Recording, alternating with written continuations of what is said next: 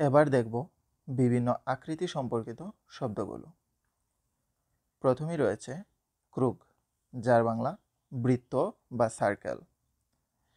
তারপর ওভাল, যার বাংলা ওভাল বা ডিম্বাকৃতি। তারপর কুভাদ্রাত, যার বাংলা বর্গক্ষেত্র বা স্কোয়ার। তারপর প্রিয়ামোগলনিক, যার বাংলা আয়তক্ষেত্র বা রেক্ট্যাঙ্গেল। তারপর ত্রেউগোলনিক, যার বাংলা ত্রিভুজ বা ট্রায়াঙ্গেল। তারপর রম্ব, যার বাংলা রম্বস বা রম্বাস।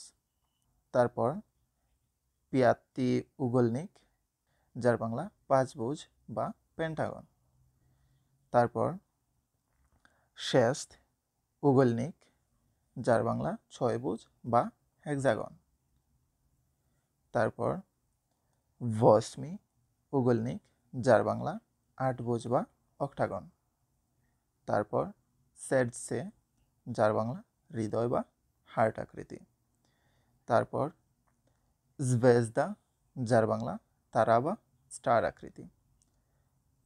এবার দেখব উদাহরণ বাক্য, যেমন এতাত ক্রুগ ক্রাসনি, যার বাংলা এই বৃত্ত লাল। তারপর ময়া কমনাতা কুভাদ্রাতনায়া, আমার ঘর বর্গাকার বা চারকোনা। তারপর স্থল প্রিয়া মোগলনি, যার বাংলা টেবিল আয়তাকার। তারপর ত্রেউগোলনিক সিনি, যার বাংলা ত্রিভুজ নীল। তারপর সেরসে রুজাবা, যার বাংলা হৃদয় গোলাপি।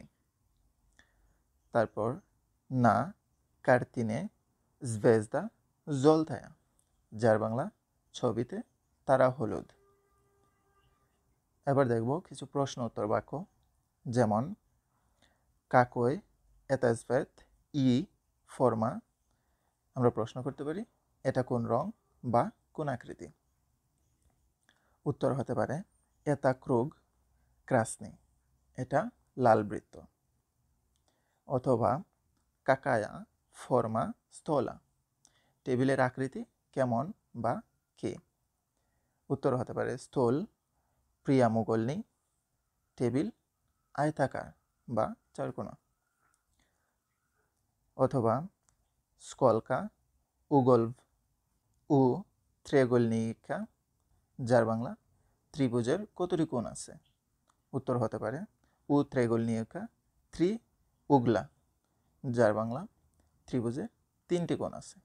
আজ এ পর্যন্তই, দেখা হচ্ছে পরবর্তী ভিডিওতে।